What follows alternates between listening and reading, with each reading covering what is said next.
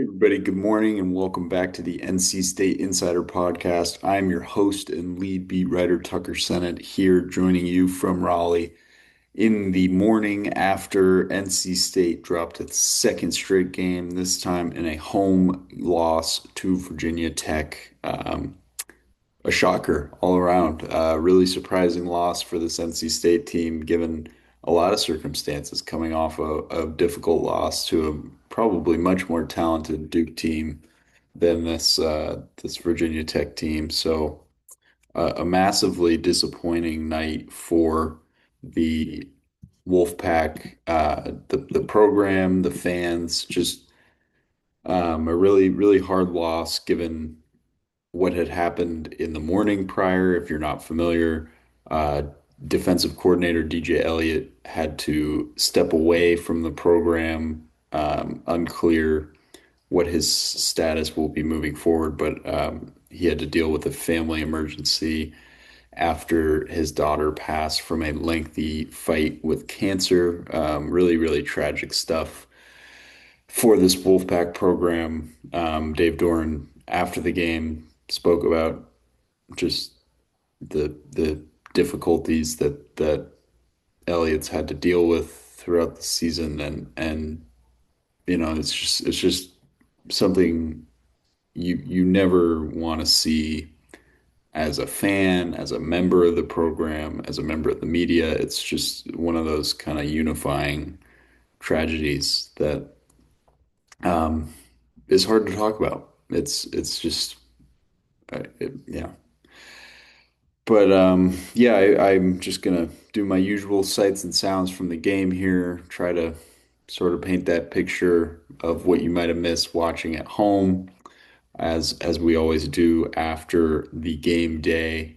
So yeah, I mean, NC State came into this game with some fire for sure. Dave Doran looked really fired up before the game, doing his usual kind of rallying the student section, throwing stuff. He had a big grin on his face in like the first 45 minutes prior to that game kicking off, and you could tell his body language kind of slowly deteriorated throughout this game, sensing what might be coming.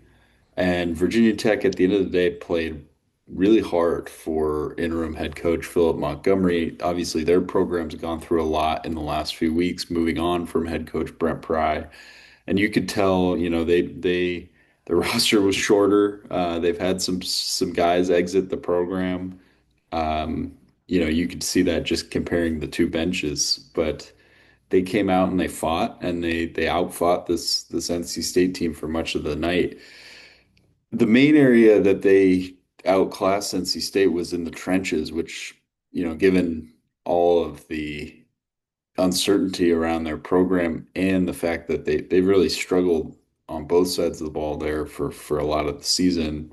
That was a major surprise. At one of NC State's most consistent units, at least in pass protection, the offensive line absolutely fell apart in this game. The pocket collapsed consistently throughout the first half after being sacked only 4 times in the first 4 games of the season. CJ Bailey was sacked 4 times in the first half, and Virginia Tech got to him again in the second half for 5 total sacks on the night. You know it's bad when your two best offensive linemen, Teague Anderson and Jacarius Peak, on the edges of the line at the tackle positions were also getting beaten consistently, and that just hasn't been the case at all this season. Those guys have been really solid in pass protection, and they just fell apart for whatever reason against this Virginia Tech defensive line, and the Hokies screwed up this whole game plan for Kurt Roper and Bailey, and they really disrupted the NC State run game after allowing over 200 yards per game in their first 4 games on the ground. Hollywood Smothers couldn't get over 70 yards after back-to-back 100-yard rushing performances. So that was really problematic. It sort of felt like NC State was always behind the sticks or getting to third down with really no hope of being able to run the football. Um, So it was really, really difficult for this offense to get things moving consistently. It felt like every drive was one step forward, two steps back for the Wolfpack. One of the bright spots continues to be sophomore wideout Terrell Anderson, who just really impresses me with his athleticism and he's just he's got the second gear that he can get to when he hits the open field that just looks really, really impressive in person. I'm not sure if you can really see it on TV. You certainly could in the Duke game, but I haven't gone back and watched this game enough quite yet. But that was just something that stuck out to me in offensively.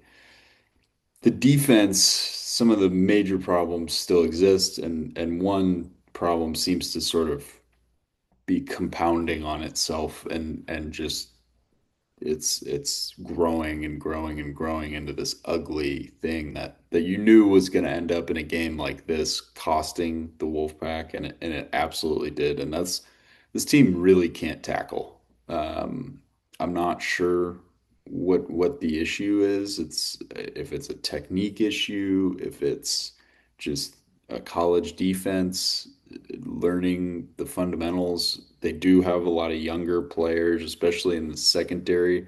The safeties are really dinged up right now. They lost Brody Barnhart in the game to injury.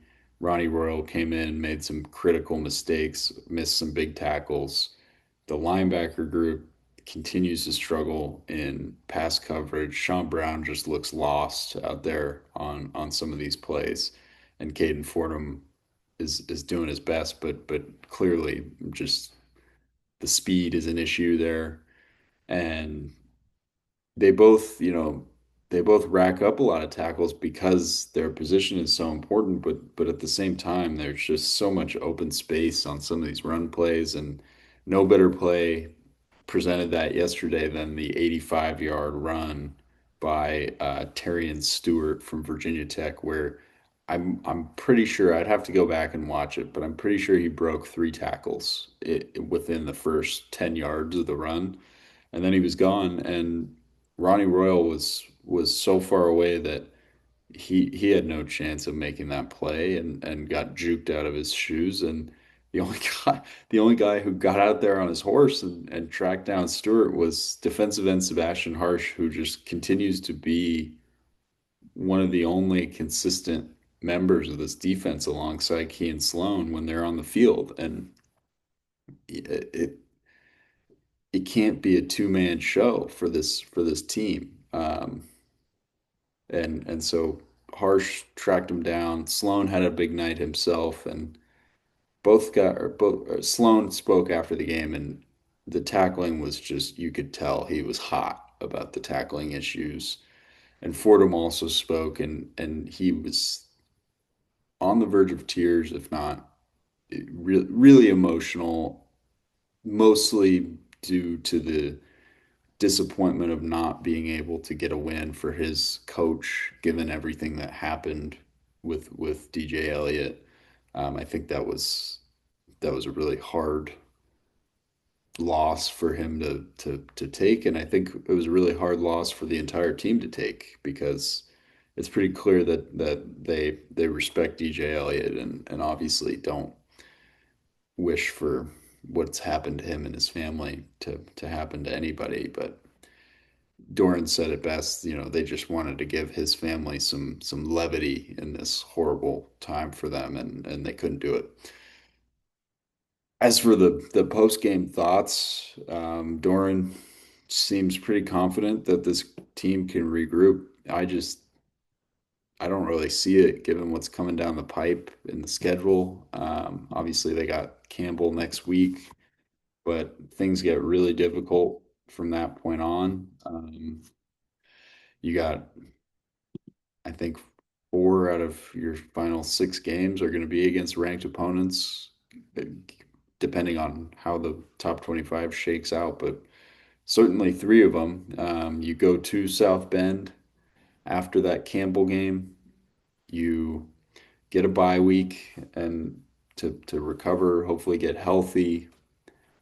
figure some things out. And then you're at Pittsburgh, a tough game, tough place to play against a team that is sort of in a similar boat to you if you're NC State. And then the Wolfpack's going to face Georgia Tech at home, a team that's off to a fantastic start this season, an undefeated start with that win over Clemson in front of their fans. They just escaped Wake Forest on Saturday.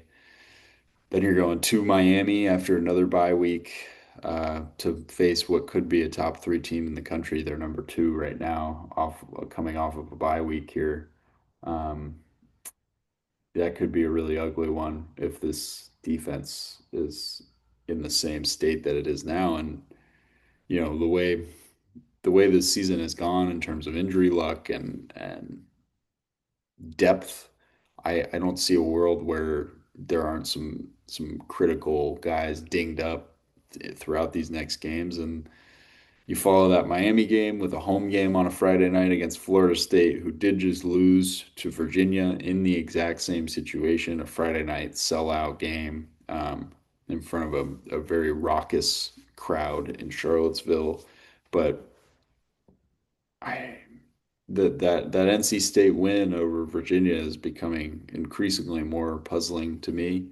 Um, and there's an alternate universe here where NC State really has one win in these first four games. If you think about it, they escaped East Carolina. They picked off Chandler Morris in the end zone to win the game against Virginia.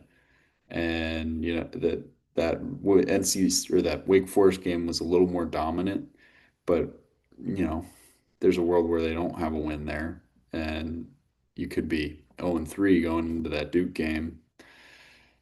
And I think it's about finding that spirit that you had in those wins if you're Doran and you're NC State, but these fans are on the verge of apathy to anger with the way that last season kind of carried into this season, and CJ Bailey showing so much promise in those first three games and now sort of falling back to earth with this offense. And you got to find a way to galvanize this fan base. I don't know if that starts against Campbell next week for NC State, but things are not looking good right now for the football program for a lot of reasons. And obviously, they have a lot going on when it comes to life, and that's something you have to take into account, especially on the defensive side of the football. That's all I got in terms of sights and sounds. Sorry that turned into a little bit more of a deeper conversation than what I usually do with these episodes, but just felt like there was a lot more to take away in terms of big picture stuff than what happened on the field last night for this NC State program. As always, if you're looking for more NC State content, you can find more episodes of the NC State Insider podcast on the sports videos on SI channel on YouTube. You can find me on Twitter at Senate Tucker for more content. You can also find our website's Facebook page, the NC State on SI Facebook page, for all of our stories and reels and things of that sort. We will see you tomorrow for another episode. Have a good Sunday.